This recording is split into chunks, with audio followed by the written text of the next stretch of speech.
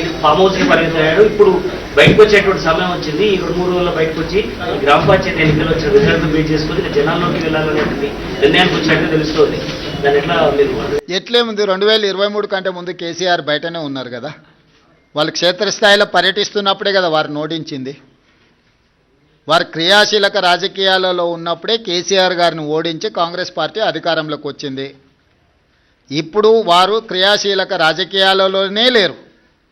Gajwel అసెంబ్లీలోనే Congress party majority గ్రామ పంచాయతీలు గెలుచుకున్నది. అంటే గజ్వేల్ నియోజకవర్గ ప్రజలు కూడా కేసీఆర్ గారు క్రియాశీలక రాజకీయాలలో లేరు, రాజకీయాలతో వారికి సంబంధం లేదు. ఒకవేళ ఉన్న గజ్వేల్ శాసనసభ సభ్యుడిగానే వారి వల్ల ప్రయోజనం లేదని ప్రజలు ఈరోజు తీర్పిచ్చిండ్రు. గజ్వేల్ నియోజకవర్గ ప్రజలే కేసీఆర్ నాయకత్వాన్ని తిరస్కరించి అక్కడ కాంగ్రెస్కు మెజారిటీ గ్రామ పంచాయతీలు ఇచ్చిన తర్వాత ఇంకా ఏదో అద్భుతం జరుగుద్ది అని, అల్లావుద్దీన్ అద్భుత దీపం వస్తుంది అని ఆశిస్తే అది ఆశావాహుల యొక్క అభిప్రాయం. నేను కొత్తగా చెప్పడానికి ఏం లేదు.